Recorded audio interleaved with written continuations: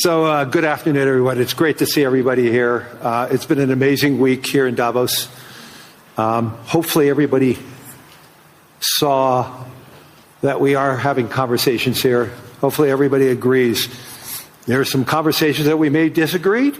There's many conversations that we may have agreed. But through those conversations, and I think today's result with a peace agreement earlier today, the World Economic Forum is here to have those conversations, to have understandings, and also resolution. So it's an important component of who we and what we are, and I'm thrilled to have Elon Musk here. He came all the way from California to be here to see all of you. So thank you, Elon. You're most welcome.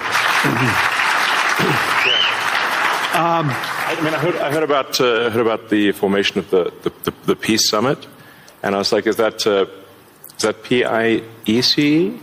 A little piece of Greenland, a little piece of Venezuela. we got one.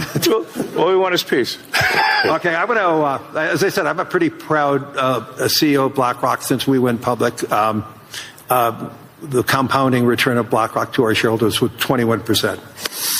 Since Elon took Tesla public, his compounded return is 43%. This is just another advertisement for everybody, especially for Europeans. This is why more citizens should be investing with growth, investing with their countries. Imagine if a lot of pension funds invested with Elon when Tesla went public, and how much return would be all the pension funds that invested side by side with Elon and the growth. So a spectacular return. There's very few companies. Well, I don't think there's any other company as large as Tesla today that has that compounded return. So congratulations. Oh, thank you. It's a good measurement. Well, we have an incredible team at Tesla, and that's the reason. So I want to get into the dirt, the meaningful component about technology, the possibilities. I want to talk about AI and robotics, energy, space, and the progress ultimately coming down to engineering discipline, scale, execution. And few people, if not anyone, has the experience and the fortitude to confront these issues head on. Not just the ideas, but the execution across so many different technologies, Elon. And that's why I thought it was important for us to have this dialogue here in Davos. So you're presently building on AI, on robotics, on space, on energy, all at the same time. When you look across those efforts, what do they have in common from an engineering standpoint? Well, they're all very difficult technology challenges, but the overall goal of my companies is to maximize the future of civilization, like basically maximize the probability that civilization has a great future, and to expand consciousness beyond Earth. So if you take SpaceX, for example, that SpaceX is about advancing rocket technology to the point where we can extend life and consciousness beyond Earth, to the moon, to Mars, eventually to other star systems. And I think we should always view consciousness, life as we know it, as precarious and delicate, because to the best of our knowledge, we don't know of life anywhere else. I'm often asked, are there aliens among us? And I'll say that I am one, but or you're from the future. They don't believe me. Okay. But I think if anyone would know if there are aliens among us, it would be me. And we have 9,000 satellites up there, and not once have we had to maneuver around an alien spaceship. So I'm like, I don't know. Bottom line is, I think we need to assume that life and consciousness is extremely rare, and it might only be us. And if that's the case, then we need to do everything possible to ensure that the light of consciousness is not extinguished, because we're effectively, the way I view it is, the image in my mind is of a tiny candle in a vast darkness, a tiny candle of consciousness that could easily go out. And that's why it's important to make life multi-planetary, such that if there is a natural disaster or a man-made disaster on Earth, that consciousness continues. That's the purpose of SpaceX. Tesla is obviously about sustainable technology, and also at this point we've sort of added to our mission sustainable abundance. So with robotics and AI, this is really the path to abundance for all. If you say, people often talk about solving global poverty, or essentially how do we give everyone a very high standard of living. I think the only way to do this is AI and robotics, which doesn't mean that it is without its issues. I mean, we need to be very careful with AI. We need to be very careful with robotics. We don't want to find ourselves in a James Cameron movie, Terminator. He's great movies, love his movies, but we don't want to be in Terminator, obviously. But if you have ubiquitous AI that is essentially free or close to it, and ubiquitous robotics, then you will have an explosion in the global economy, an expansion in the global economy that is truly beyond all precedent. Elon, can that expansion be broad? Yes. Or is it narrow? And how can that be created? How can it broaden the global economy? Yeah, the way to think of it is that if you have a large number of humanoid robots, the economic output is the average productivity per robot times the number of robots. Right. And actually, my prediction is in the benign scenario of the future that the robots will actually make so many robots in AI that they will actually saturate all human needs. Meaning, you won't be able to even think of something to ask the robot for at a certain point. Like there will be such an abundance of goods and services because my prediction is that there'll be more robots than people. So, but how do you then have human purpose in that scenario? Yeah, nothing's perfect, but it is a necessary. You can't have both. You can't have work that has to be done and amazing abundance for all. Because if it's work that has to be done, then you and only some people can do it, then you can't have abundance. Then it's narrow. Yeah, it's narrow. Yeah. Exactly.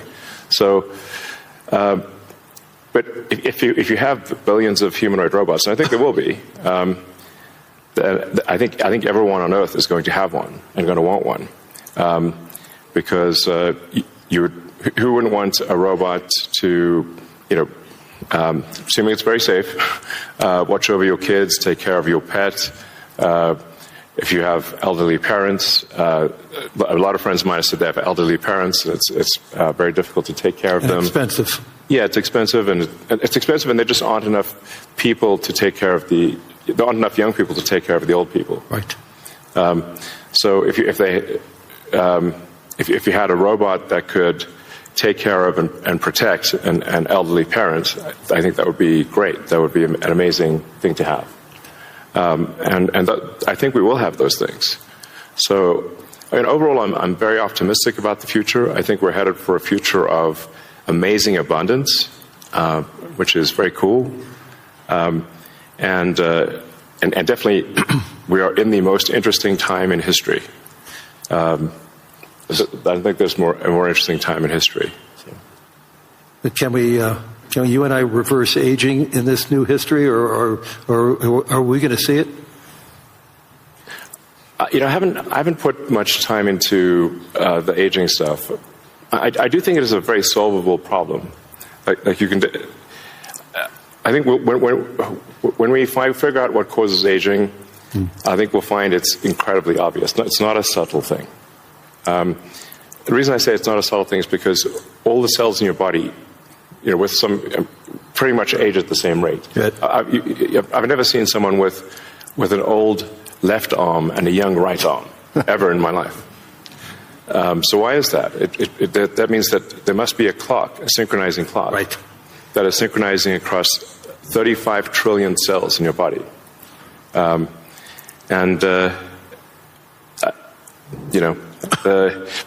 is some benefit to death, by the way.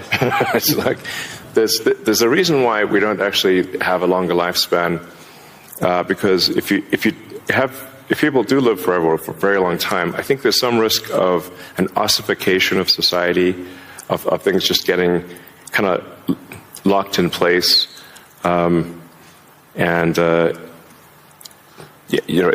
just may become stultifying, just not lack vibrancy.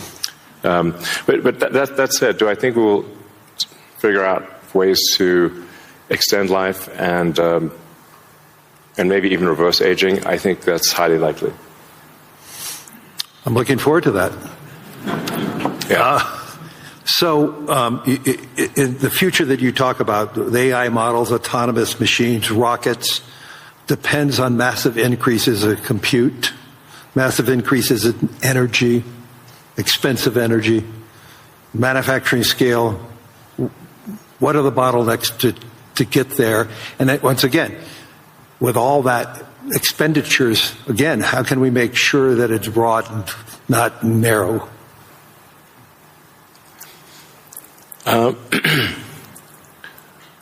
I just think the natural thing is it's going to be very broad, because AI companies will seek as many customers as they possibly can, and the cost of AI is already very low, and it's plummeting every year.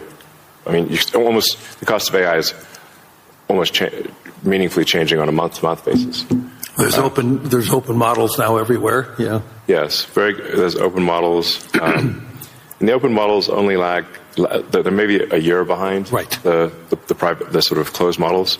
So I think the AI companies will seek as many customers as possible, which means they'll provide AI to the world. But the cost of getting to there, the compute, the chips, the fab, the powering, that to me, what are the those are huge. The limiting factor. Yeah, I think the limiting factor for AI deployment is fundamentally electrical power. It's just right. It's energy. Yeah. I mean, we're seeing the rate of AI chip production increase exponentially, but the rate of electricity being brought online is 3%, 4% a year. Yeah. Max. Yeah. It's clear that we're very soon, maybe even later this year, we'll be producing more chips than we can turn on. But except for China. China's growth in electricity is tremendous. They're building 100 gigawatts of nuclear as we speak. Actually, solar is the biggest thing in China. So I believe China's production capacity on solar is 1,500 gigawatts a year, and they're deploying over 1,000 gigawatts a year of solar. Now, for continuous solar load, you divide that by roughly, 4 or 5. Call it that's around 250 gigawatts of steady state power paired with batteries. And that's a very big number. That's half of the average power usage in the U.S. Right. So U.S. power usage on average is 500 gigawatts. China, just in solar, just in solar that can provide steady state power and batteries, can do half of the U.S. electricity output per year just with solar. Solar is by far the biggest source of energy. And actually, when you look beyond, or even on Earth, but certainly beyond Earth, the sun rounds up to 100% of all energy. This is an important thing to consider. So the sun is 99.8% of the mass of the solar system. Jupiter is about 0.1%, and everything else is miscellaneous. Now, even if you were to burn Jupiter in a thermonuclear reactor, the amount of energy produced by the sun would still round up to 100%, because Jupiter is only 0.1%. If you teleported 3 more Jupiters into our solar system, and burnt 3 more Jupiters and everything else in the solar system, the sun's energy would still round up to 100%. Mm-hmm. So it's really all about the sun. And that's why one of the things we'll be doing with SpaceX within a few years is launching solar-powered AI satellites. Right. Because the space is really the source of immense power, and then you don't need to take up any room on Earth. There's so much room in space, and you can scale to enormous. You can scale to, I think, ultimately hundreds of terawatts a year. You and I have had these conversations before, but why don't you tell the audience what would it take for the United States, and what type of geography would it take to have that solar field to electrify the United States? And then let me ask a question: why aren't we doing it? Yeah, so I guess a rough way to think about it is 100 miles by 100 miles, or call it 160 kilometers by 160 kilometers of solar is enough to power the entire United States. So the 100 mile by 100 mile area is you could take basically a small corner of Utah, Nevada, New Mexico. Obviously, you wouldn't want it all in one place, but it is a very small percentage of the area of the U.S. to generate all of the electricity that the U.S. uses. And the same is true, actually. For Europe, you could take relatively unpopulated areas of, say, Spain and Sicily, and generate all of the electricity power that Europe needs. So why don't you think that there's a movement towards that here and in the United States? Well, there is, as it is in China. Well, unfortunately, in the U.S., the tariff barriers for solar are extremely high, and that makes the economics of deploying solar so artificially high, because China makes almost all the solar, What would it take for Europe or the U.S. to build it commercially, if it's that scale? Yeah, I think. Well, I can tell you what we're going to do.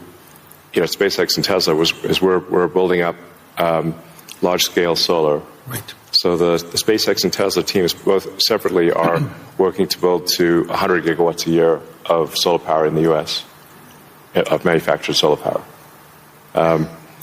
And that'll probably take us, about 3 years or something. But these are pretty big numbers. Mm-hmm. I'd encourage others to do the same. We obviously don't control the U.S. Tariff policy, mm-hmm. But for other countries, I would recommend that China makes solar cells that are incredibly low cost, and I think it would be worth doing large scale solar. So I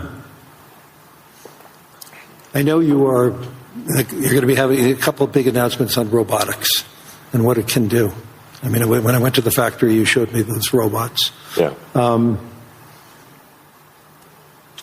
How quickly, you talked about the billions of robots, but how quickly can they be deployed in a manufacturing setting?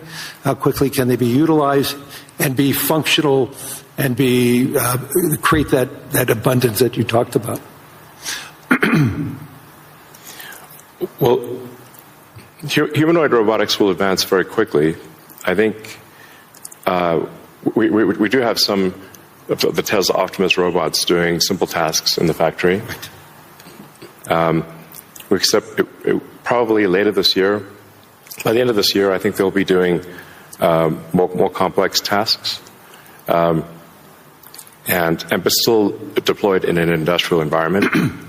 And probably sometime next year, I'd say that by the end of next year, I think we'd be selling humanoid robots to the public. That's when we are confident that it's very high reliability, very high safety, and the range of functionality is also very high. You can basically ask it to do anything you'd like. You're already seeing that in Tesla cars. The software changes that you're doing. And what is it, every quarter now, a software change that upgrades the ability of the robot within the car? Yes, the Tesla Full Self-Driving software, we update it sometimes once a week. Recently, some of the insurance companies have said that it is actually so safe, when Tesla Full Self-Driving is so safe that they're offering customers half-price insurance if they use Tesla Full Self-Driving in their car. And that can be monitored by the insurance company? Is that part of the agreement then? Yeah. I think self-driving cars is essentially a solved problem at this point. Right. And Tesla's rolled out a sort of robotaxi service in a few cities, and right. will be very, very widespread by the end of this year within the U.S. And then we hope to get supervised full self-driving approval in Europe hopefully next month.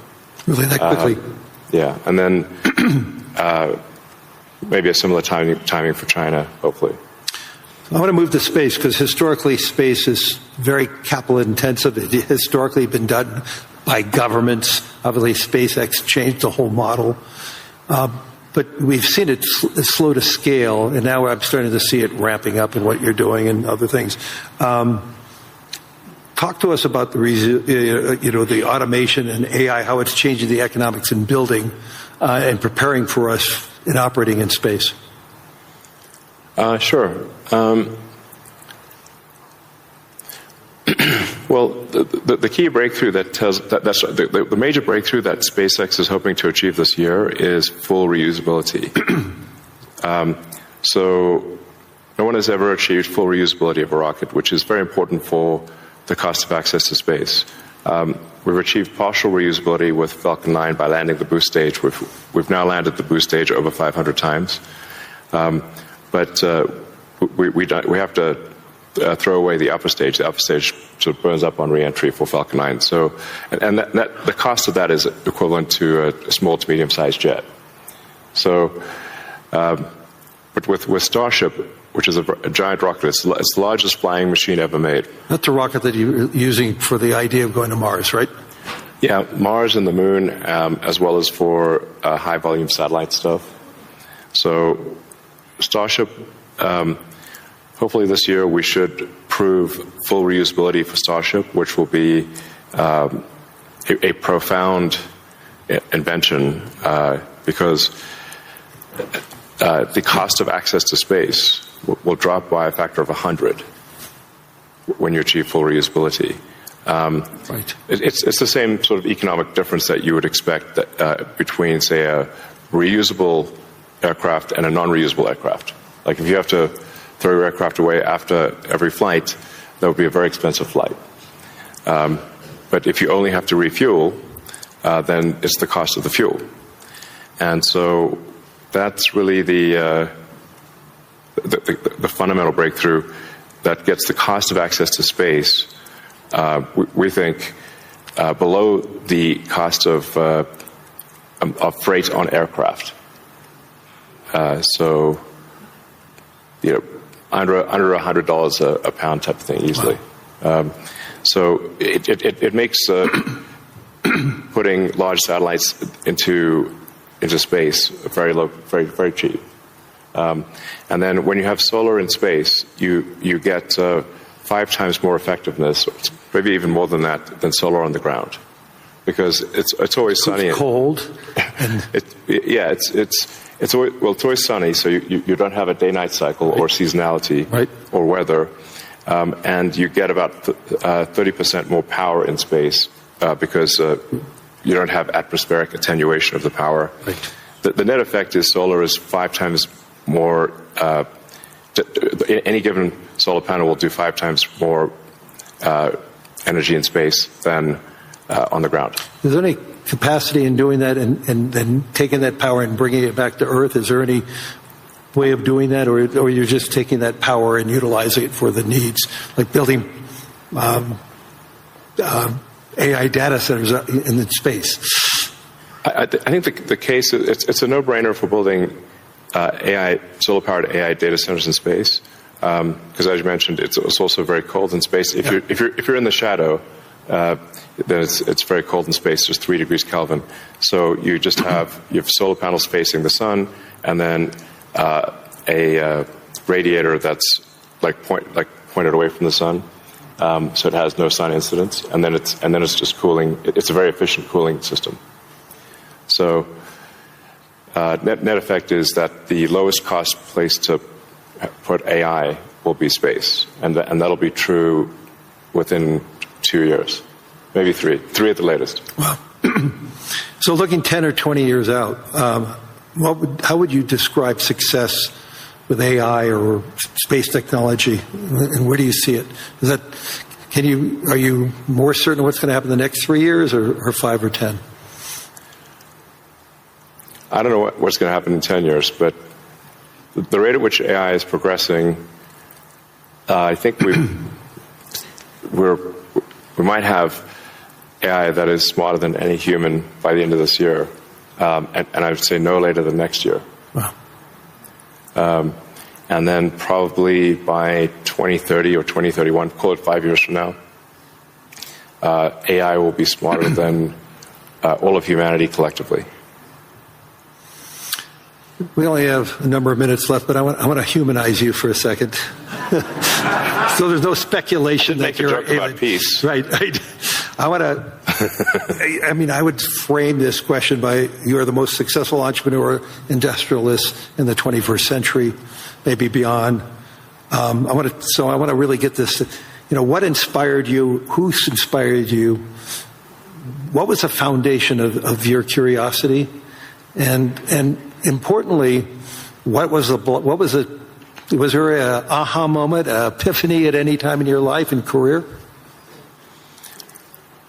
Well, as a kid, I read a lot of science fiction, sci-fi, fantasy books. Yeah, we talked about that. And comic books, and I always liked technology. I didn't expect to be where I am today. That seems incredibly implausible.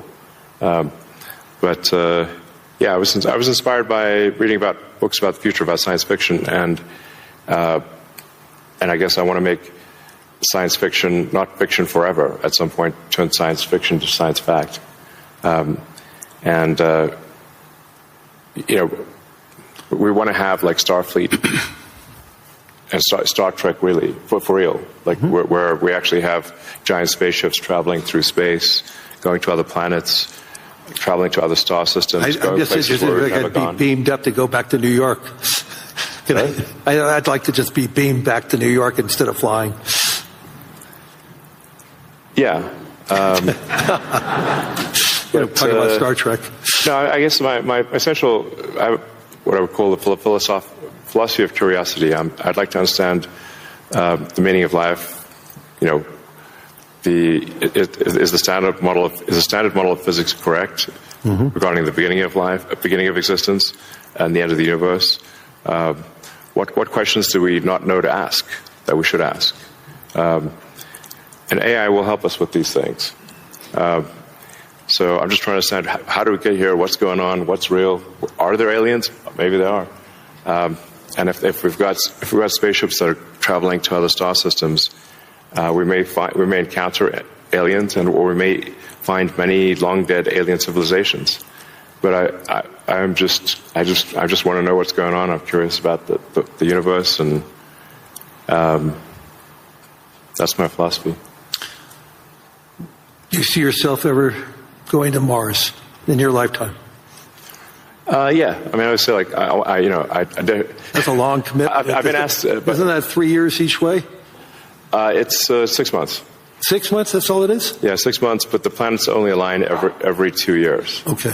So, yeah, I've been asked a few times, like, do I want to, die on Mars? And I'm like, yes, but just not on impact.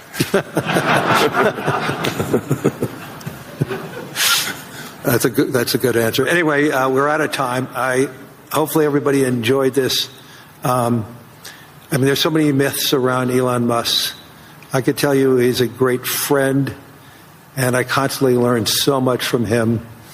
And I'm totally inspired by what he has done. I've been inspired who he is, and I'm totally inspired by his vision of the future. And I don't think it's such a bad future. And I agree with his optimism. So, Elon, thank you. Any last words? Well, I think my last words would be, I would encourage everyone to be optimistic and excited about the future. Good. And generally, I think for quality of life, it is actually better to err on the side of being an optimist and wrong rather than a pessimist and right. On that note...